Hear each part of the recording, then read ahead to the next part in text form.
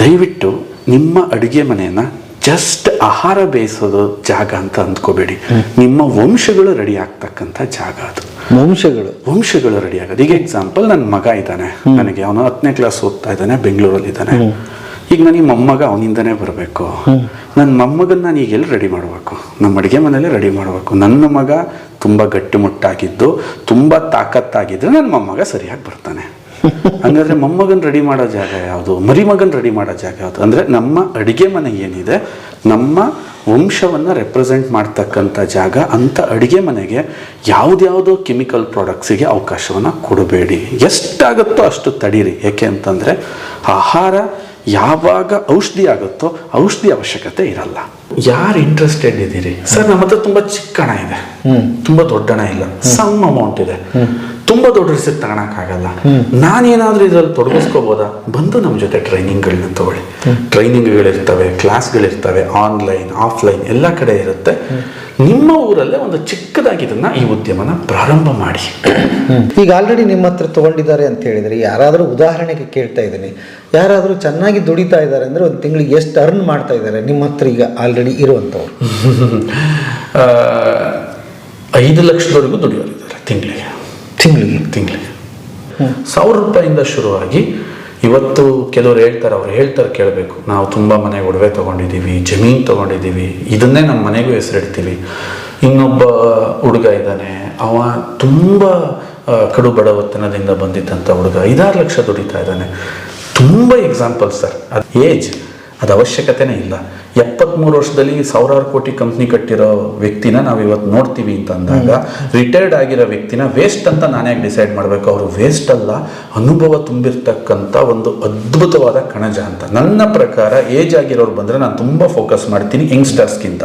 ಕೆಲವು ಹೆಣ್ಮಕ್ಳು ಯಾವ ಥರ ಇಲ್ಲಿ ಕೆಲಸ ಮಾಡ್ತಾ ಇದ್ದಾರೆ ಅಂದರೆ 50,000 60,000 ಈಸಿಯಾಗಿ ದುಡ್ಕೋತಾ ಇದ್ದಾರೆ ಮನೇಲಿ ಹೌಸ್ ವೈಫ್ ಆಗಿ. ಇವತ್ತು ಹೆಣ್ಮಕ್ಳನ್ನ ವೇಸ್ಟ್ ಅಂತ ನಾವು ಯಾಕೆ ಪರಿಗಣಿಸ್ಬೇಕು? ಅವ್ರನ್ನ ಫ್ರೀ ಬಿಟ್ಟರೆ ಇದೇ ಧಾರಾವಾಹಿಗಳು ಅವ್ರನ್ನ ಕ್ಯಾಪ್ಚರ್ ಮಾಡ್ಕೊಬಿಡ್ತವೆ. ಬರ್ರಿ ಬೀಗ್ರ, ಊಟ ಮಾಡೋಣ. ಬಾಳ್ ಮಂದಾಗ್ಲಿ ತಗೋರಿ. ನಿಮ್ಮ ಬಾಯಾರಿಕೆಯಿಂದ ಹಂಗ ಆಗ್ಲೇವಾ? ನಮಸ್ತೆ ಗೆಳೆಯರೇ, ಬದುಕಿನ ಬುತ್ತಿಗೆ ತಮಗೆ ಎಂದಿನಂತೆ ಆಧಾರದ ಸ್ವಾಗತ. ನನಗೋಸ್ಕರ ನೀವು ಪ್ರತಿ ದಿವಸ ಬೆಳಗ್ಗೆ 8 ಗಂಟೆಗೆ ಅರ್ಧ ಗಂಟೆನೋ 3/4 ಗಂಟೆನೋ ಟೈಮ್ ಕೊಟ್ಟು ನೀವು ನನ್ನ ವಿಡಿಯೋಗಳನ್ನ ನೋಡ್ತಾ ಇದ್ದೀರಿ. ಭಾಳ ಖುಷಿ ಆಗುತ್ತೆ, ಬಟ್ ಭಯನೂ ಆಗುತ್ತೆ. ಇವತ್ತು ಏನು ಕತೆ ತರೋದಪ್ಪ? ಯಾಕಂದರೆ ನನಗಂತ ಭಾಳ ಅಮೂಲ್ಯವಾದ ಟೈಮನ್ನು ನನಗೆ ಕೊಟ್ಟಿರ್ತೀರಿ ಅಲ್ವಾ ಗೆಳೆಯರೇ? ಒಂದಿಷ್ಟು ಜಾಗ್ರತೆ ನಾನು ವಹಿಸ್ಬೇಕಾಗತ್ತೆ. ಹಾಗಾಗಿ ಇವತ್ತಿನ ವಿಡಿಯೋ ಅಂತೂ ನೀವು ಭಾಳ ಖುಷಿ ಪಡ್ತೀರಿ, ಭಾಳ ಎಂಜಾಯ್ ಮಾಡ್ತೀರಿ ಅನ್ನೋದಕ್ಕಿಂತ ಒಂದು ಬದುಕಿನ ಭರವಸೆಯನ್ನು ತಂದು ಕೊಡುವಂಥ ವಿಡಿಯೋ ಇದು. ಹಾಗಾಗಿ ಕೊನೆವರೆಗೆ ನೋಡ್ರಿ ಅಂತ ಮೊದಲೇ ವಿನಂತಿ ಮಾಡ್ಕೊಳ್ತೀನಿ. ಇವತ್ತಿನ ಡಿಗ್ರಿಗಳು ನಿಮಗೇನಾದರೂ ಹೆಲ್ಪ್ ಮಾಡುತ್ತೆ ಅಂತ ನೀವೇನಾದರೂ ಒಳಗಡೆ ಪ್ರಶ್ನೆ ಹಾಕ್ಕೊಂಡು ಕೇಳಿಕೊಂಡ್ರೆ, ಇಲ್ಲ ಅಲ್ವಾ? ನಮಗೂ ಗೊತ್ತು, ನಿಮಗೂ ಗೊತ್ತು. ಬಟ್ ನಿರಾಶರಾಗೋದು ಬೇಡ. ಅವಕಾಶಗಳು ಒಂದು ಸ್ವಲ್ಪ ಸರ್ಚ್ ಮಾಡಿದರೆ ಸಿಗುತ್ತೆ. ಅಂಥದ್ದೊಂದು ವಿಡಿಯೋ ತೊಗೊಂಡು ಬಂದಿದ್ದೀನಿ. ನಾನೀಗ ನಿಂತ್ಕೊಂಡು ಮಾತಾಡ್ತಾ ಇರ್ತಕ್ಕಂಥ ಜಾಗ ಅರಸೀಕೆರೆಯಲ್ಲಿ ಇದ್ದೀನಿ ಗೆಳೆಯರೇ. ಸ್ವದೇಶಿ ದಿಶಾ ಅಂತ ಇದರ ಹೆಸರು. ಇಲ್ಲಿ ತಿಂಗಳಿಗೆ ಬರೀ 25,000 ರೂಪಾಯಿ ಹಾಕಿ 5 ಲಕ್ಷ ದುಡ್ದವರಿದ್ದಾರೆ. ಮನೆಯಲ್ಲೇ ಕೂತ್ಕೊಂಡು 50-60 ಸಾವಿರ ರೂಪಾಯಿ ದುಡಿಯೋ ಹೆಣ್ಣು ಮಕ್ಕಳು ಕೂಡ ಇದ್ದಾರೆ. ಅರೆ ಇದೇನಪ್ಪ ಕತೆ ಅನ್ನೋ ಸೋಜಿಗ ನಿಮಗೂ ಇದೆ ಮತ್ತು ನನಗೂ ಇದೆ. ಬನ್ನಿ, ಆ ಕತೆನೇ ಹೇಳೋದಕ್ಕೆ ಬಂದಿದ್ದೀನಿ. ಕೊನೆವರೆಗೆ ದಯವಿಟ್ಟು ವಿಡಿಯೋ ನೋಡಿ. ಬನ್ನಿ, ಇದರ ಮಾಲೀಕರಾದ ಗುರುಲಿಂಗಯ್ಯನವರು ನಮ್ಮ ಜೊತೆಗಿದ್ದಾರೆ, ಅವ್ರನ್ನ ಮಾತಾಡ್ಸೋಣ. ಸರ್ ನಮಸ್ತೆ. ನಮಸ್ಕಾರ. ಪ್ಲೀಸ್ ವೆಲ್ಕಮ್, ಬನ್ನಿ. Thank you sir. ಹೇಗಿದ್ದೀರಿ ಸರ್? ತುಂಬ ಚೆನ್ನಾಗಿದ್ದೀನಿ. ನಾನು ಊರಲ್ಲಿ ಬರ್ತಾ ನೋಡ್ತಾ ಇದ್ದೆ, ಈ ಅರಸೀಕೆರೆನೇ ಒಂದು ಬೇರೆ ಥರದ ಸಿಟಿ ಸರ್ ಇದು. ಹೌದು ಅಲ್ವಾ? ಹೌದು ಸರ್. ಸ್ವದೇಶಿ ದಿಶಾ ಇದು 2012ರಲ್ಲಿ ಸ್ಥಾಪನೆ ಆದಂಥ ಸಂಸ್ಥೆ. ನಮ್ಮ ಅರಸೀಕೆರೆ ಬಹಳ ಪ್ರಮುಖವಾಗಿ ಬೆಳೀತಕ್ಕಂಥದ್ದು ತೆಂಗು. ನಮಗೇನು ಅನಿಸ್ತಿತ್ತು, ಆಸ್ ಎ ತೆಂಗು ಬೆಳೆಗಾರರಾಗಿ ಮನಸ್ಸಿಗೆ ಭಾಳ ನೋವಿತ್ತು. ಯಾಕೆಂದರೆ ಇಷ್ಟು ಅದ್ಭುತವಾಗಿರ್ತಕ್ಕಂಥ ಶಕ್ತಿಯನ್ನು ಹೊಂದಿರೋ ಈ ಒಂದು ಬೆಳೆನ ಒಂದು ಕಾಲದಲ್ಲಿ ನಿಂಬೆಹಣ್ಣನ್ನು 2 ರೂಪಾಯಿಗೆ ಮಾರಿದ್ರೆ ತೆಂಗಿನಕಾಯಿನ 1.5 ರೂಪಾಯಿಗೆ ಮಾರೋಂಥ ಪರಿಸ್ಥಿತಿಲಿ ನಾವು ಓದ್ತಾ ಇರೋ ಟೈಮಲ್ಲಿ, ಅಂದರೆ ನಾವು ಕಾಲೇಜ್ ವಿದ್ಯಾಭ್ಯಾಸ ಮಾಡ್ತಿರೋ ಟೈಮಲ್ಲಿ ಎಂಥ ನೋವು ಅಂದರೆ, ಒಂದು ನಿಂಬೆಹಣ್ಣಿಗೆ ತೆಂಗಿನಕಾಯಿನ ಹೋಲಿಸಿದಾಗ ತುಂಬ ಮನಸ್ಸಿಗೆ ನೋವು. ನೋವಾಗ್ತಾ ಇತ್ತು. ಯಾಕೆಂದ್ರೆ ಇದರಲ್ಲೇ ಭವಿಷ್ಯ ಕಂಡ್ಕೋಬೇಕು. ತುಂಬ ಭಾಗದಲ್ಲಿ ತೆಂಗನ್ನ ಬೆಳಿತೀವಿ. ಆಮೇಲೆ ತೆಂಗು ಜಲ್ದಿ ಚೇಂಜ್ ಮಾಡ್ತಕ್ಕಂಥ ಬೆಳೆ ಅಲ್ಲ. ಮುಂದಿನ 3 ತಿಂಗಳು ಬಿಟ್ಟು ಬೇರೆ ಬೆಳೆ ಬೆಳೆಯೋದು ತುಂಬ ದೀರ್ಘಕಾಲೀನ ಬೆಳೆ. ಒಂದು ಸಲ ಅದಾಯಿತು, ನಾವು ಅದರ ಕೃಷಿಗೆ ಇಳಿದ್ವಿ ಅಂತಂದರೆ ಮತ್ತೆ ಬೇರೆ ಬೆಳೆ ಬೆಳೆಯೋದು ತುಂಬ ಕಷ್ಟ. ಇಂಥ ಪರಿಸ್ಥಿತಿಯೊಳಗೆ ಏನು ಇದು ತೆಂಗು ಅಂತ ನಿಜವಾಗಿ ಅಧ್ಯಯನ ನಡೆಸಿದ ಮೇಲೆ ನಮಗೆ ಗೊತ್ತಾಯಿತು, ಜಗತ್ತಿನ ಇವತ್ತಿನ ಏನೇನು ಸಮಸ್ಯೆಗಳಿದಾವೋ ಆ ಆಧುನಿಕ ಸಮಸ್ಯೆ 90% ಸಮಸ್ಯೆಗಳಿಗೆ ನಾವು ಇದರಿಂದ ಪರಿಹಾರ ಕೊಡಬಹುದು ಅಂತ ಅಂದಾಗ ನಾವು ಈ ಸಂಸ್ಥೆನ ಸ್ಥಾಪಿಸಿ ಅಲ್ಲಿಂದ ಕೆಲಸನ ಸ್ಟಾರ್ಟ್ ಮಾಡಿದ್ವಿ. 2 ವರ್ಷದ ಹಿಂದೆ ಸ್ವದೇಶಿ ದಿಶಾ ಹರ್ಬ್ಸ್ನ ಸ್ಥಾಪಿಸಿದ್ವಿ. ಇದು ಬಹಳ ದಿನದವರೆಗೂ ಕೂಡ ನಾವು ಬರೀ ಒಂದೇ ಒಂದು ಉತ್ಪನ್ನ ವರ್ಜಿನ್ ಕೊಕೊನಟ್ ಆಯಿಲ್ ಮಾಡ್ತಿದ್ವಿ. ನಂತರ ಅದರಿಂದ ಇನ್ನೂ ಮುಂದುವರಿದ ಉತ್ಪನ್ನಗಳನ್ನ ಸ್ಟಾರ್ಟ್ ಮಾಡಿದ್ವಿ. ಇದು ಸ್ವದೇಶಿ ದಿಶಾ ನ್ಯೂಟ್ರಿಫುಡ್, ಇದು ಇತ್ತೀಚೆಗೆ ಸ್ಟಾರ್ಟ್ ಮಾಡಿರೋ ಕಂಪನಿ. ಇನ್ನೂ ಹಲವಾರು ಉಪಯುಕ್ತ ಉತ್ಪನ್ನಗಳನ್ನ ಮಾಡಿ ಈ ಹಳ್ಳಿಯಿಂದ ಪ್ರಪಂಚದ ನಾನಾ ಭಾಗಗಳಿಗೆ ಮುಟ್ಟಿಸ್ತಕ್ಕಂಥ ಕೆಲಸವನ್ನ ಮಾಡ್ತಾ ಇದ್ದೀವಿ. ಇದರ ಅರಿವು ನನಗೆಲ್ಲ ಆಯ್ತು ಅಂತಂದ್ರೆ, ಅಮೆರಿಕಾದಲ್ಲಿ ಒಬ್ರು ಡಾಕ್ಟರ್ ಬ್ರೂಫೆಟ್ ಅಂತಿದ್ದಾರೆ. ಅವ್ರದ್ದು ಒಂದು ಸೆಮಿನಾರ್ ನಾನು ಅಟೆಂಡ್ ಮಾಡ್ಬೇಕಾದ್ರೆ ಅವ್ರು ಹೇಳ್ತಾ ಇದ್ರು, ಇವತ್ತು ಮನುಷ್ಯನಿಗೆ ಏನಾದರೂ ಒಂದು ದೇಹದಲ್ಲಿ ಒಂದು ಭಾಗಕ್ಕೆ ಒತ್ತಡ ಅಂತಿದೆ ಅಂತಂದ್ರೆ ಅದು ಬ್ರೈನ್ಗೆ. ಆ ಮೆದುಳು ಒತ್ತಡಕ್ಕೊಳಗಾಗಿ ಅವನ ಸೆಲ್ಸ್ಗಳು ಸತ್ತಾಗ ದೇಹದಲ್ಲಿ ಯಾವ್ಯಾವ ಹಾರ್ಮೋನ್ ಉತ್ಪತ್ತಿ ಆಗಬೇಕು, ಹೇಗಾಗಬೇಕು, ಎಂತಾಗಬೇಕು, ತುಂಬ ದೊಡ್ಡ ಸಮಸ್ಯೆಗೆ ಸುಳಿಗೆ ಸಿಗಾಕೋತಾನೆ. ಯಾಕೆಂದರೆ ದೇಹದಲ್ಲಿ ಯಾವುದೇ ಸೆಲ್ಸ್ ಹತ್ರ ತುಟ್ಟುತ್ತೆ, ಆದರೆ ಬ್ರೈನ್ ಸೆಲ್ಸ್ ಹತ್ರ ಹುಟ್ಟಲ್ಲ ಅಂತ ಆ ಅಮೆರಿಕದ ಡಾಕ್ಟರ್ ಹೇಳ್ತಾ ಇದ್ದ. ಅಂತ ಸತ್ತೋಗಿರೋ ಬ್ರೈನ್ ಸೆಲ್ಸ್ನ ಆಕ್ಟಿವ್ ಮಾಡಬೇಕು ಅಂತಂದರೆ ಈ ತೆಂಗಿನ ಎಣ್ಣೆ ಅವಶ್ಯಕತೆ ಇದೆ. ಸೊ ಇದೊಂದ್ರ ಕೈಲಿ ಮಾತ್ರ ಸಾಧ್ಯ ಅಂತ ಹೇಳಿದಾಗ ನನಗೆ ಎಷ್ಟು ಖುಷಿ ಆಯಿತು ಅಂದರೆ, ಅಂಥ ತೆಂಗನ್ನು ನಾವು ಬೆಳೀತಾ ಇದ್ದೀವಿ. ಅಂಥ ತೆಂಗನಿಗೆ ನಾವು ಶಿವನ ಒಂದು ಶಕ್ತಿಯ ರೂಪ ಅಂತ ಕರಿತೀವಿ, ಎಲ್ಲ ಕರಿತೀವಿ. ಬಟ್ ಇದರ ಬಳಕೆ ಯಾರಿಗೂ ಗೊತ್ತಿಲ್ಲ. ಇದರ ಬಳಕೆ ಯಾಕೆ ಗೊತ್ತಿಲ್ಲ ಅಂತಂದರೆ, ಒಂದು ಇತ್ತೀಚಿನ ದಿನಗಳಲ್ಲಿ ಹಿಂದೆ ಬಹಳ ಬಳಸಿದ್ದಾರೆ, ಹಿಂದೆ ಅದರದ್ದಿತ್ತು. ಮಧ್ಯದಲ್ಲಿ ಏನು ಈ ಬದಲಾವಣೆಗಳು ನಡೀತು, ನಮ್ಮ ಜೀವನ ಶೈಲಿ, ನಮ್ಮ ಶಿಕ್ಷಣ ಮತ್ತು ನಮ್ಮ ಆಹಾರ, ಅದರಲ್ಲಿ ಈ ಎಣ್ಣೆ ಬಗ್ಗೆ ತುಂಬ ನೆಗ್ಲೆಕ್ಟ್ ಆಗಕ್ಕೆ ಜನ ಸ್ಟಾರ್ಟ್ ಆದರು. ತಿಳ್ಕೊಳ್ಳೋಣ ಸರ್ ಅದ್ರ ಬಗ್ಗೆ. ಯಾಕೆ ಅಂತಂದರೆ, ಒಂದು ಆಹಾರದಲ್ಲಿ ಅಡಿಗೆ ಎಣ್ಣೆಯ ಪಾತ್ರ ಎಷ್ಟು ಮುಖ್ಯ ಅನ್ನೋದು ಅರ್ಥ ಆದರೆ ಅವರಿಗೆ 90% ರೋಗಗಳೇ ಆಚೆ ಹೋಗ್ಬಿಡ್ತವೆ ಸರ್. ಹಂಗಾರೆ ನನಗೂ ಕುತೂಹಲ ಜಾಸ್ತಿ ಆಗ್ತಿದೆ. ಪ್ರಾಡಕ್ಟ್ ನೋಡ್ತಾ ಮಾತಾಡೋಣ ಬನ್ನಿ ಸರ್. ಸೊ ಇದು ನಿಮ್ಮ ಇದು ನಮ್ಮ ಆಫೀಸ್, ಇಲ್ಲಿಂದಲೇ ಮುಖ್ಯ ಕಚೇರಿ. ಫ್ಯಾಕ್ಟ್ರಿ ಬಂದು ನಾವು ಮಧ್ಯಾಹ್ನ ಹೋಗ್ತಾ ಇದ್ದೀವಿ, ಅಲ್ಲಿ ಹೋಗೋಣ. ಯಾಕೆಂದ್ರೆ ಇದು 2 ಭಾಗವಾಗಿ ನಾವು ವಿಂಗಡಿಸಿದ್ದೀವಿ. ಒಂದು ಮಾರ್ಕೆಟಿಂಗ್ ಮತ್ತು ಎಸ್ಟಾಬ್ಲಿಷ್ಮೆಂಟ್ ನಾನು ಮಾಡ್ತಾ ಇದ್ದೀನಿ, ಮ್ಯಾನುಫ್ಯಾಕ್ಚರಿಂಗ್ ಅಪ್ಪಾಜಿ ಅಮ್ಮ ಮಾಡ್ತಾರೆ. ಯಾಕೆಂದ್ರೆ ಅದು ಹಳ್ಳಿನಲ್ಲಿದೆ ಫ್ಯಾಕ್ಟ್ರಿ. ಸೊ ಅಲ್ಲಿಂದನೇ ನೀವು ಅವ್ರ ಬಾಯಲ್ಲಿ ಕೇಳಿದಾಗ ಇನ್ನೂ ಅತಿ ಹೆಚ್ಚು ಮಾಹಿತಿ ಸಿಗುತ್ತೆ. ನಾನು ಮುಂದುವರಿದ ಭಾಗನ ನಿಮಗೆ ಈಗ ಪ್ರಾಡಕ್ಟ್ಸ್ ತೋರಿಸ್ತೀರಲ್ವಾ? ಬನ್ನಿ ಸರ್, ಬನ್ನಿ ಸರ್, ಬನ್ನಿ. You are a most welcome. ಹಳ್ಳಿ ಪ್ರಾಡಕ್ಟ್ನ ವಿದೇಶದ ಮೂಲೆಗೆ ತಲುಪಿಸ್ಬೇಕು ಅಂತ. ಈಗ ನಿಮ್ಮ ಈ ಪ್ರಾಡಕ್ಟು ವಿದೇಶಗಳಲ್ಲಿ ಸೇಲ್ ಆಗುತ್ತೆ? ತುಂಬ ಕಡೆ ಹೋಗ್ತಾ ಇದೆ ಸರ್, ತುಂಬ ಕಡೆ. ಅಮೆರಿಕ ಇರ್ಬೋದು, ಆಸ್ಟ್ರೇಲಿಯಾ ಇರ್ಬೋದು, UAE ಇರ್ಬೋದು, ರಷ್ಯಾ ಇರ್ಬೋದು. ಸೊ ಒಂದೊಂದು ಕಡೆನೂ ಕೂಡ ಒಬ್ಬೊಬ್ರು ರೆಪ್ರೆಸೆಂಟೇಟಿವ್ಸ್ ಬಂದು ಅವರೇ ಮುಂದೆ ನಿಂತ್ಕೊಂಡು ಇದನ್ನ ನಾವು ತಲುಪಿಸ್ತಾ ಇದ್ದೀವಿ. ಹೇಗೆ ಮಾರ್ಕೆಟ್ ದೊಡ್ಡದಾಯಿತು ಅಂತಂದ್ರೆ, ನಾವು ಮಾರ್ಕೆಟ್ ಮಾಡೋಕ್ಕೋಸ್ಕರ ಹೋಗಲಿಲ್ಲ.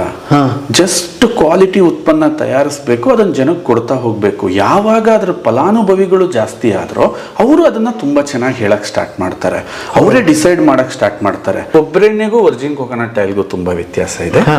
ಕೊಬ್ಬರಿ ಎಣ್ಣೆ ಅಂತಂದರೆ ಒಣ ಕೊಬ್ಬರಿನ ತೆಗೆದು ಗಾಣಕ್ಕೆ ಹಾಕಿ ಅಥವಾ ಎಕ್ಸ್ಪೆಲ್ಲರ್ಗಳಿಗೆ ಹಾಕಿ ಎಣ್ಣೆ ತೆಗೆಯೋ ವಿಧಾನನ ಕೊಬ್ಬರಿ ಎಣ್ಣೆ ಅಂತ ಕರೀತಾರೆ. ಸೊ ಅದಕ್ಕೂ ಇದಕ್ಕೂ ವ್ಯತ್ಯಾಸ ಏನು ಅಂತಂದ್ರೆ, ಗಾಣದಲ್ಲಿ ನಾವು ಎಣ್ಣೆನ ತೆಗಿಬೇಕಾದ್ರೆ ಅದಕ್ಕೆ ನೀರು ಆ್ಯಡ್ ಮಾಡೋದು ಅದನ್ನೆಲ್ಲ ತಾವು ನೋಡಿರ್ತೀರ. ಸೊ ಒಂದು ಎಣ್ಣೆ ಜೊತೆ ನೀರು ಆ್ಯಡ್ ಆದಾಗ ಅದು ಜಲ್ದಿ ಕೆಟ್ಟೋಗುತ್ತೆ, ಒಂಥರ ಸ್ಮೆಲ್ ಬರುತ್ತೆ. ಅದು ನಿಮ್ಮ ಭಾಗದ ಜನರಿಗೆ ಅಥವಾ ನಮ್ಮ ಭಾಗದ ಜನರಿಗೆ ಅದು ಇಷ್ಟ ಆಗಲ್ಲ. ಕೊಬ್ಬರಿ ಏನಾಗುತ್ತೆ, ಕೊಬ್ಬರಿನಲ್ಲಿ ಜೀವಸತ್ವಗಳಿರಲ್ಲ ಅಂತ. ಈಗ ಕೊಬ್ಬರಿ ಡ್ರೈ ಆಗಿರುತ್ತೆ. ಈಗ ಹೆಸರು ಕಾಳು ಒಳ್ಳೇದೆ, ಬಟ್ ಮೊಳಕೆ ಕಟ್ಟಿದ ಹೆಸರು ಕಾಳು ತುಂಬಾ ಒಳ್ಳೇದು. ಮೊಳಕೆ ಕಟ್ಟಿದಾಗ ಅದ್ರಲ್ಲಿ ಜೀವ ಬರುತ್ತೆ.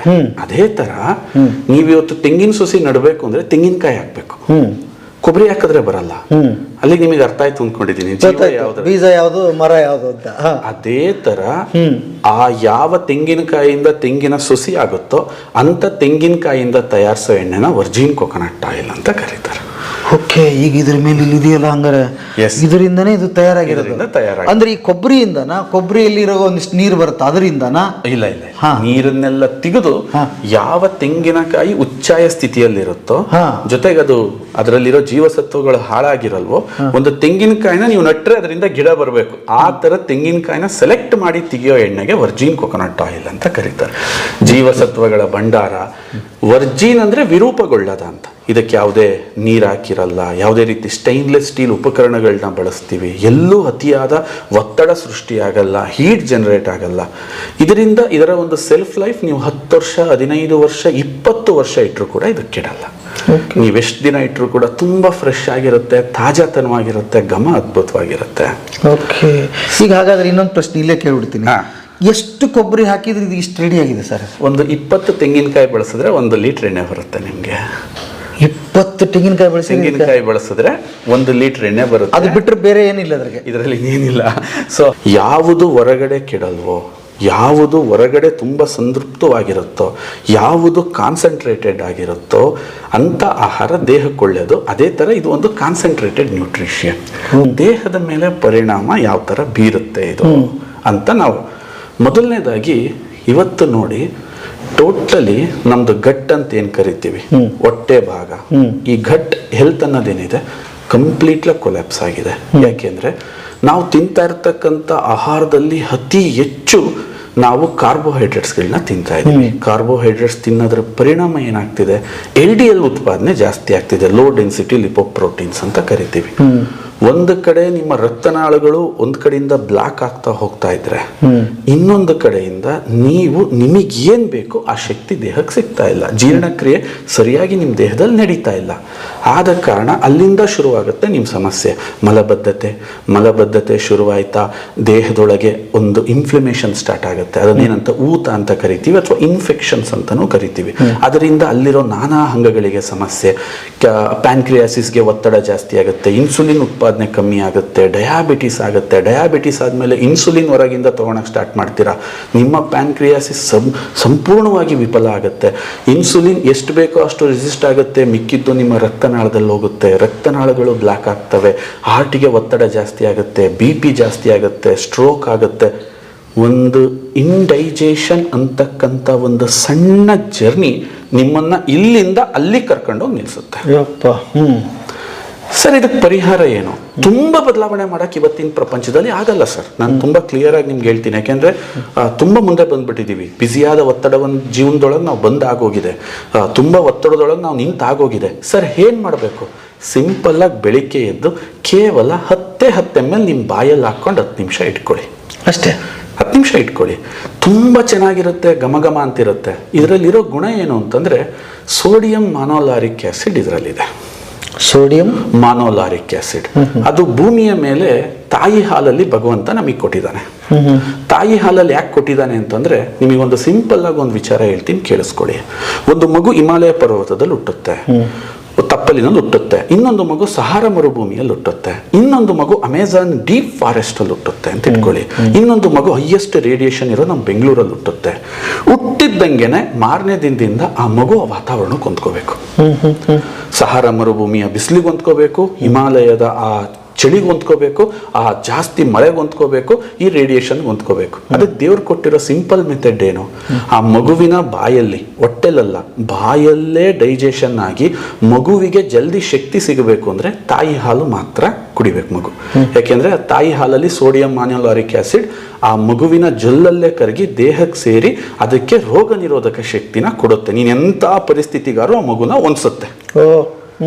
This is a science. ಅಂತ ಸೋಡಿಯಂ ಮಾನೋಲಾರಿಕ್ ಆ್ಯಸಿಡ್ ತಾಯಿ ಹಾಲಿನ ನಂತರ ಈ ಜಗತ್ತಲ್ಲಿ ಅವೈಲಬಲ್ ಇರೋದು ಇದರಲ್ಲಿ ಮಾತ್ರ ಸರ್. ನಿಮಗೆ ಈ ಕಾನ್ಸೆಪ್ಟ್ ಅರ್ಥ ಆಯ್ತಾ? ಗೊತ್ತಾಯ್ತು. ಇದ್ರ ಜೊತೆಗೆ ಇದನ್ನ ದ ಬೆಸ್ಟ್ ಕ್ಲೆನ್ಸರ್ ಅಂತ ಕರೀತಾರೆ. ನೋಡಿ, ಇವತ್ತು ನೀವೆಷ್ಟು ಸಾಬೂನು ಕಂಪ್ನಿಗಳಿದಾವೆ, ಈ ಮೈ ಸೋಪು ಅಥವಾ ಇದೆಲ್ಲ, ಈ ಏನೇನು ಇವತ್ತು ಬ್ರ್ಯಾಂಡೆಡ್ ನಿಮಗೆ ಸೋಪ್ಗಳು ಸಿಗ್ತಾವೆ, ಅವ್ರು ತೆಂಗಿನ ಎಣ್ಣೆನ ಬಳಸ್ತಾರೆ. ಯಾಕೆಂದ್ರೆ ಇದಕ್ಕಿಂತ ಬೆಸ್ಟ್ ವಾಷಿಂಗ್ ಏಜೆಂಟ್ ಈ ಜಗತ್ತಲ್ಲಿ ಇನ್ನೊಂದಿಲ್ಲ. ಸೊ ನಮ್ಮ ದೇಹ ಕೆಟ್ಟಿದೆ. ಕೆಟ್ಟಿದೆಯಿಂದ ನಾವು ಮೊದಲು ಮಾಡಬೇಕಾಗಿರೋ ಕೆಲಸ ಏನು, ನಿಮಗೆ ತುಂಬಾ ಉಳಿತಾಗಿ ಬರ್ತಾ ಇದೆ, ಹೆವಿ ಎಸಿಡಿಟಿ ಇದೆ ಸರ್, ತುಂಬಾ ದೇಹ ದಪ್ಪ ಇದೆ, ಮೈ ಕೈ ನೋವಿದೆ ಸರ್, ಸುಸ್ತು ಸುಸ್ತು ಸುಸ್ತು, ನಮಗೆ ಏನೂ ಕೆಲಸ ಮಾಡೋಕ್ಕಾಗ್ತಿಲ್ಲ, ಜೀವನದಲ್ಲಿ ನನಗೆ ಇಂಟ್ರೆಸ್ಟೇ ಇಲ್ಲ ಸರ್, ಏನ್ ಮಾಡಕ್ ಹೋದ್ರೆ ಹಿಂಸೆ, ಶುಗರ್ ಕಂಟ್ರೋಲಿಗೆ ಬರ್ತಾ ಇಲ್ಲ, BP ಜಾಸ್ತಿ ಆಗ್ತಿದೆ ಸರ್, ಇದಕ್ಕೆಲ್ಲ ಸಮಸ್ಯೆ ಇಷ್ಟಿದ್ದಾಗ ಮೊದಲು ಮಾಡಬೇಕಾಗಿರೋದು ನಿಮ್ಮ ದೇಹ ಶುದ್ಧಿ ಆಗ್ಬೇಕು ಸರ್. ನೀವೆಷ್ಟೋ ದಿನ ಬಿಟ್ಟು ನಿಮ್ಮ ಮನೆಗೆ ಹೋಗ್ತಾ ಇದ್ದೀರಾ, ಮನೇಲಿ ತುಂಬಾ ಕಸ ಇದೆ, ನೀವು ಮೊದಲು ಮಾಡಬೇಕಾಗಿರೋ ಕೆಲಸ ಏನು, ಕ್ಲೀನ್ ಮಾಡೋದು. ಕ್ಲೀನ್. ನಿಮ್ಮ ಕಾರ್ನ ಮೊದಲು ಮಾಡೋ ಕೆಲಸ ಏನು, ಕ್ಲೀನ್. ಕ್ಲೀನಿಂಗ್ ಅನ್ನೋದಿದೆಯಲ್ಲ, ಇಡೀ ಜಗತ್ತಲ್ಲಿ ಇಷ್ಟು ನ್ಯಾಚುರಲ್ ಆಗಿ ಇಷ್ಟು ವೈಜ್ಞಾನಿಕವಾಗಿರೋ ಈ ಪದ್ಧತಿಯಿಂದ ನೀವು ಬೆಳಗ್ಗೆ 10 ml ನಿಮ್ಮ ಬಾಯಿಗೆ ಇಟ್ಕೊಂಡ್ರಿ, 10 ನಿಮಿಷದಲ್ಲಿ ನಿಮ್ಮ ಜೊಲ್ಲಿನ ಜೊತೆ ಇದು ಬೆರೆತು ನಿಮ್ಮ ದೇಹಕ್ಕೆ ಬೇಕಾಗಿರೋ ಅತ್ಯವಶ್ಯಕ ಕೆಲವು ಕೆಮಿಕಲ್ಸ್ಗಳನ್ನ ನಿಮ್ಮ ಬಾಯಲ್ಲಿ, ರಾಸಾಯನಿಕಗಳನ್ನ ಬಾಯಲ್ಲಿ ರೆಡಿ ಮಾಡಿ ನಿಮ್ಮ ದೇಹಕ್ಕೆ ಕಳಿಸಿ ನಿಮ್ಮ ಕರಳನ್ನು ಶುದ್ಧಿ ಮಾಡುತ್ತೆ. 2-3 ದಿನದಲ್ಲೇ ಅದು ಮಲದ ರೂಪದಲ್ಲಿ ಲೂಸ್ ಮೋಷನ್ಸ್ ಆಗುತ್ತೆ, ಹೊರಟೋಗುತ್ತೆ, ದೇಹ ತುಂಬ ಅಗರಾಗುತ್ತೆ. ಕ್ಲೀನಿಂಗ್ ಆಯ್ತಾ? 2ನೇದು, ನಿಮ್ಮ ದೇಹದಲ್ಲಿ ರೋಗ ನಿರೋಧಕ ಶಕ್ತಿ ಸ್ಥಾಪನೆ ಆಗಬೇಕು. ಯಾವುದೇ ರೋಗಕ್ಕೆ ನೇರ ಟ್ರೀಟ್ಮೆಂಟ್ ಕೊಡೋಕ್ಕಾಗಲ್ಲ. ಯಾಕೆ, ನೀವು ಒಂದು ಟ್ರೀಟ್ಮೆಂಟ್ ಕೊಡೋಕೆ ಹೋದ್ರೆ ಅದು ಇನ್ನೊಂದಕ್ಕೆ ಒತ್ತಡ ಆಗಿ ಸೈಡ್ ಎಫೆಕ್ಟ್ಸ್ ಅಂತ ಕೇಳ್ತೀವಿ. ಸೈಡ್ ಎಫೆಕ್ಟ್ ಇಲ್ದಲೆ ನನಗೇನಾದ್ರೂ ಒಳ್ಳೆ ಅದ್ಭುತವಾಗಿರೋ ರಿಸಲ್ಟ್ ಬರಬೇಕು ಅಂತ ನಿಮಗೆ ಅನ್ಸಿದ್ರೆ ಅದು ರೋಗ ನಿರೋಧಕ ಶಕ್ತಿ ನಿಮ್ಮಲ್ಲಿ ಮತ್ತೆ ಪುನಶ್ಚೇತನಗೊಳ್ಳಬೇಕು.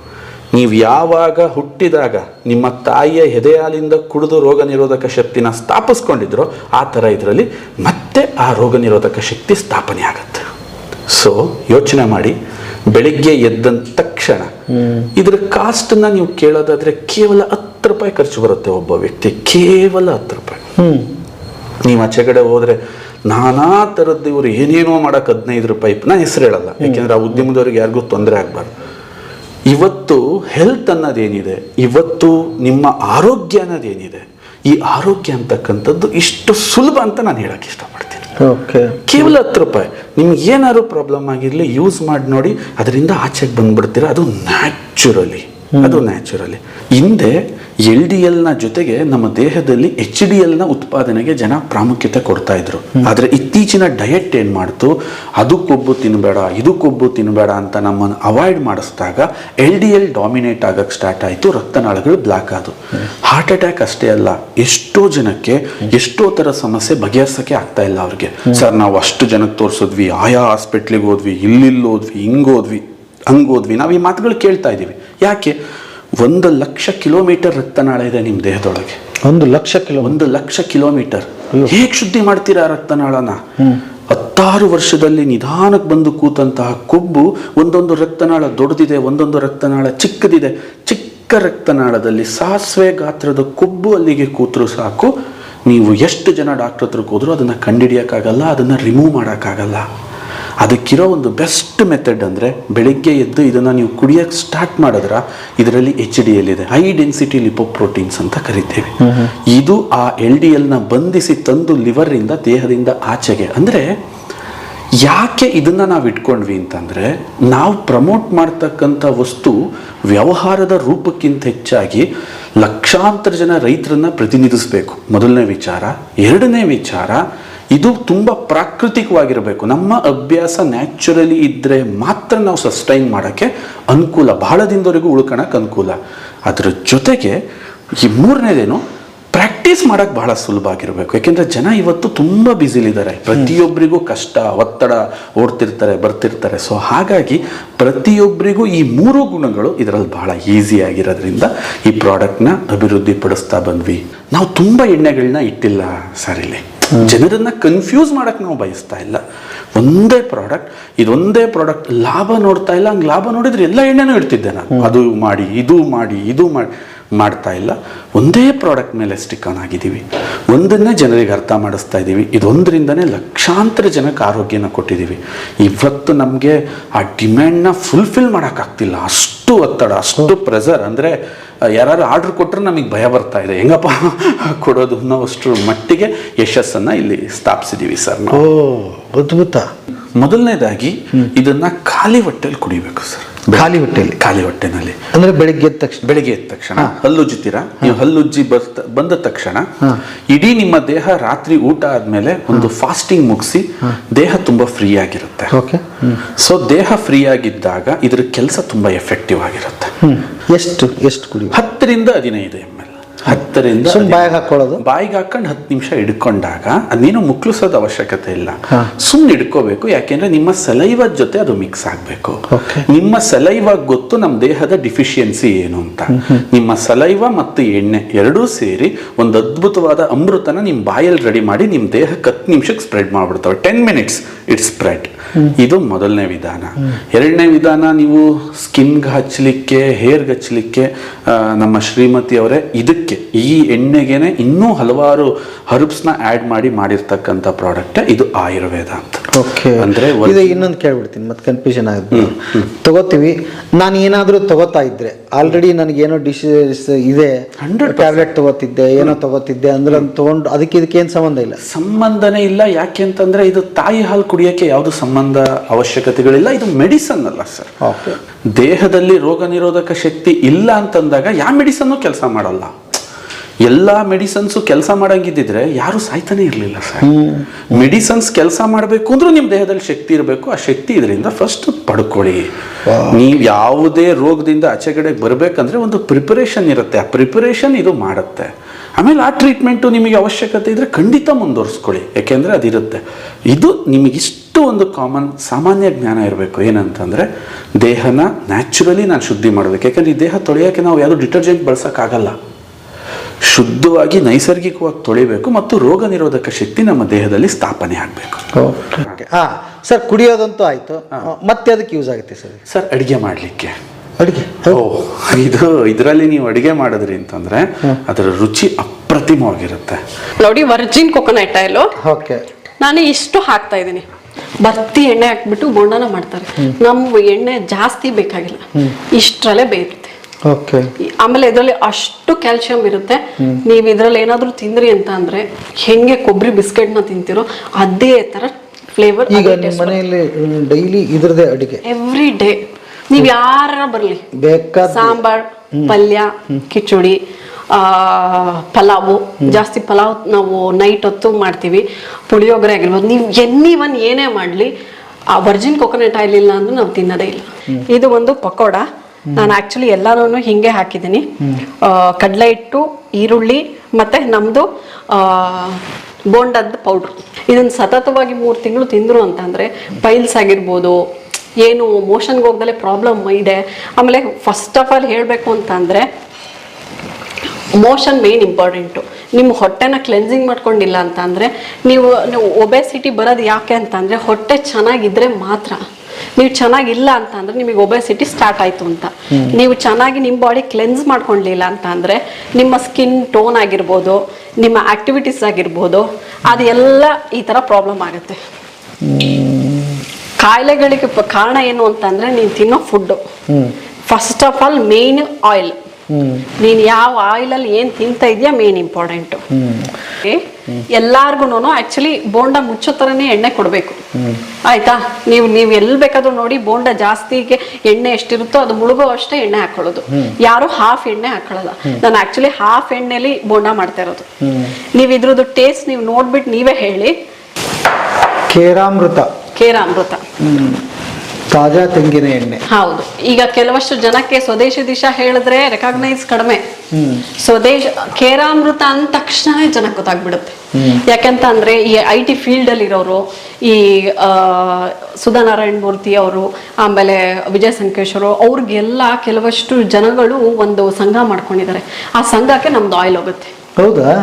ನಾನು ಹೇಳೋದು ತುಂಬಾ ದೊಡ್ಡವರಿಗೆ ರೀಚ್ ಆಗೋದಕ್ಕಿಂತ ಜನಸಾಮಾನ್ಯರು ಏನ್ ಸರ್ ಒಂದು 890 ರೂಪೀಸ್, ಆಯ್ತಾ? ಅದನ್ನ ಒಂದು ಇನ್ವೆಸ್ಟ್ ಮಾಡಿ 1 ಮಂತ್ ತಿಂದ್ರಿ ಅಂತ ಅಂದ್ರೆ ನಿಮ್ಮ ಆರೋಗ್ಯನೇ ಬೇರೆ ಲೆವೆಲ್ಗಾಗಿರುತ್ತೆ. ನಿಮಗೆ ವರ್ಜಿನ್ ಕೊಕೊನಟ್ ಆಯಿಲ್ ಇಂದ ಬೇಕಾ, ವೆಯ್ಟ್ ಕಡಿಮೆ ಮಾಡ್ಕೊಬೇಕಾ, ಹೋಗ್ಬಿಟ್ಟು ಲಕ್ಷಾಂತರ ರೂಪಾಯಿ ಸುರಿದ್ಬಿಟ್ಟು ಅಲ್ಲಿ ಯಾರೋ ಹೇಳ್ತಾರೆ, ಇಲ್ಲಿ ಯಾರೋ ಹೇಳ್ತಾರೆ, ಅಲ್ಲೆಲ್ಲ ಹೋಗ್ಬಿಟ್ಟು ಸಣ್ಣ ಆಗಕ್ಕೆ ತರಬೇತಿಗಳನ್ನ ಕೊಡ್ತಾರೆ, ಆಮೇಲೆ ಇದು ಮಾಡ್ತಾರೆ. ಏನಿಲ್ಲ ಸರ್, 3 ತಿಂಗಳು ಕರೆಕ್ಟಾಗಿ ನಮ್ಮ ಮಿಲೆಟ್ಸು ಅಡುಗೆ ಮಾಡ್ಕೊಂಡು ತಿನ್ನೋದು 3 ಹೊತ್ತು. ಅಲ್ಲ, ನನಗಂತೂ ಭಾಳ ಇಷ್ಟ ಆಗಿದ್ದು ಏನಂದ್ರೆ, ಒಂದು ನಾನು ಗೆಳೆಯರಿಗೆ ಹೇಳ್ತಾ ಇದ್ದೀನಿ, ಬ್ಯಾಚಲರ್ಸ್ ಇದ್ದೀರಿ, ಹೌದು, ತಲೆನೇ ಕೆಡಿಸ್ಕೊಬೇಡಿ, ಫುಲ್ ಪಾಕೆಟ್ ತರಿಸ್ಕೊಳ್ಳಿ, ಅಷ್ಟೇ, ಆಯಿಲ್ ತರಿಸ್ಕೊಳ್ಳಿ, ಹೌದು, ಹೆಲ್ತಿ ಫುಡ್ ತಿನ್ನಿ. ಯಾಕಂದ್ರೆ ಊರ್ ಬಿಟ್ಟು ಊರಿಗೆ ಹೋಗಿರ್ತೀರಾ, ಅಲ್ಲಿ ಯಾರು ಮಾಡಿ ಹಾಕೋರಿಲ್ಲ. ಹೌದು, ದಿವಸ ಒಂದು ಹೋಟ್ಲು, ಆ ಎಣ್ಣೆ ಬೇರೆ, ಎಣ್ಣೆಗಳು ಯೂಸ್ ಮಾಡಿ ಎಲ್ಲ ಬೇರೆ, ಎಲ್ಲ ಸೊ ಮನೆಯಲ್ಲೇ ಇಂಥದ್ದನ್ನ ತರಿಸ್ಕೊಂಡು ತಿಂದ್ಬಿಟ್ರೆ ಸೂಪರ್. ನೀವು ನೀಟಾಗಿ ಪಡ್ಡು ಬೇಕಾ ಏನ್ ಬೇಕು ನೀಟಾಗಿ ತಗೊಂಡ್ಬಿಟ್ಟು ಒಂದ್ ನೀರಲ್ಲಿ ಕಲ್ಸ್ಕೊಳ್ಳೋದು. ಇದಕ್ಕೇನ್ ವಿದ್ಯೆ ಕಲಿಬೇಕಾಗಿಲ್ಲ, ಇಲ್ಲ ಯೂಟ್ಯೂಬ್ ನೋಡೋದು ಬೇಡ ಇಲ್ಲ, ಇಲ್ಲಿ ಹಿಂದ್ಗಡೆನೆ ಕೊಟ್ಟಿರ್ತೀವಿ ಇನ್ಸ್ಟ್ರಕ್ಷನ್. ಇಷ್ಟು ನೀರ್ ಹಾಕೋದು, ಕಲ್ಸೋದು, ಅಡ್ಗೆ ಮಾಡ್ಕೊಳ್ಳೋದು, ತಿನ್ನೋದು. ನಿಮಗೆ ಒಳ್ಳೆ ಆರೋಗ್ಯನೂ ಬಂತು, ಒಳ್ಳೆ ಕ್ಯಾಲರೀಸು ಬಂತು. ಕ್ಯಾಲರೀಸ್ ಬರ್ನು ಮಾಡಿದ್ರಿ.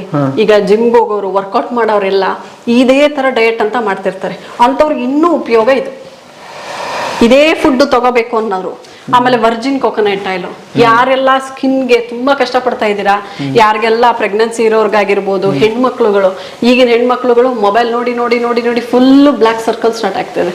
ಅದಕ್ಕೆಲ್ಲ ಸರಿ ಹೋಗ್ಬೇಕಂದ್ರೆ ಒಳ್ಳೆ ಫುಡ್ ತಿನ್ಬೇಕು. ನೀವು ಫುಡ್ ತಿಂದ್ರಿ ಅಂತ ಅಂದ್ರೆ ನಿಮ್ಮ ರೆಕಗ್ನೈಸಿಗೆ ಆಲ್ಮೋಸ್ಟ್ ಬಂದ್ಬಿಡುತ್ತೆ.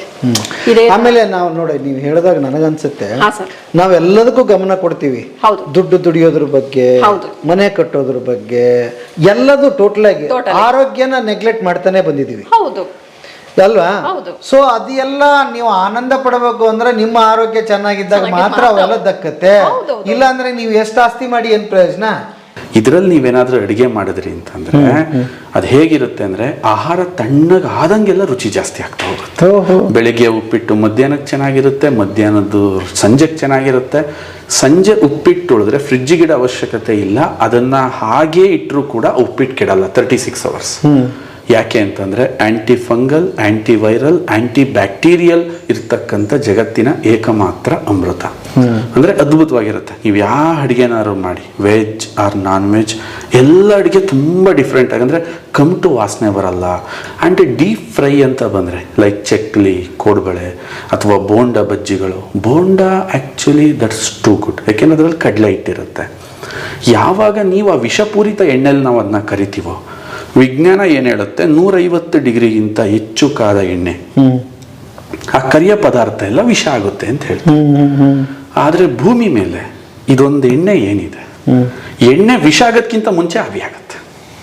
142 ಡಿಗ್ರಿಗೆ ಆವಿ ಆಗೋಗುತ್ತೆ. ಅಂದ್ರೆ ಎಣ್ಣೆ ವಿಷ ಆಗೋ ತನಕ ತುಂಬಾ ಕಡಿಮೆ ಉರಿನಲ್ಲಿ ನೀವು ಹಾಕುವ ಪದಾರ್ಥಗಳನ್ನ ಬೇಯಿಸಿ ಕೊಡುವಂಥ ಅಮೃತ ಇದಾಗಿರೋದ್ರಿಂದ ನೀವೇನೇ ಕರೆದಿರೋ ಫುಡ್ ತಿಂದರೂ ನಿಮಗೆ ಹೆವಿ ಅನ್ಸಲ್ಲ. ವಡೆ ಇರ್ಬೋದು, ಇಡ್ಲಿ ಅಥವಾ ಬೋಂಡಗಳಿರ್ಬೋದು, ಚಕ್ಲಿ, ಕೋಡ್ಬಳೆ.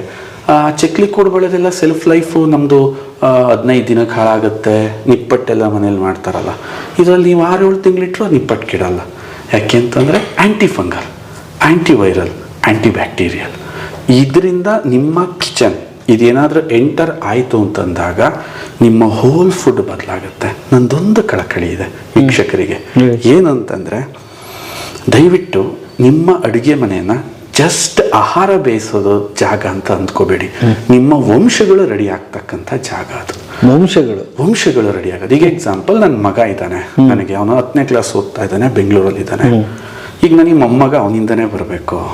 ನನ್ನ ಮೊಮ್ಮಗನ್ನ ನಾನು ಈಗ ಎಲ್ಲಿ ರೆಡಿ ಮಾಡಬೇಕು? ನಮ್ಮ ಅಡುಗೆ ಮನೆಯಲ್ಲೇ ರೆಡಿ ಮಾಡಬೇಕು. ನನ್ನ ಮಗ ತುಂಬ ಗಟ್ಟಿಮುಟ್ಟಾಗಿದ್ದು, ತುಂಬ ತಾಕತ್ತಾಗಿದ್ದರೆ ನನ್ನ ಮೊಮ್ಮಗ ಸರಿಯಾಗಿ ಬರ್ತಾನೆ.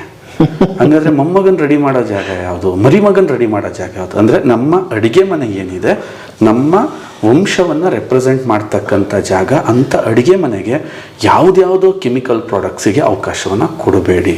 ಎಷ್ಟಾಗುತ್ತೋ ಅಷ್ಟು ತಡೀರಿ. ಯಾಕೆ ಅಂತಂದರೆ ಆಹಾರ ಯಾವಾಗ ಔಷಧಿ ಆಗುತ್ತೋ ಔಷಧಿ ಅವಶ್ಯಕತೆ ಇರಲ್ಲ. ಇದು ನಮ್ಮ ಕಳಕಳಿ. ಅದ್ಭುತ ಸರ್. ಖಂಡಿತ ಹೊಸ ಡೆಫಿನೇಷನ್ ಇದೆ. Definitely it's very good.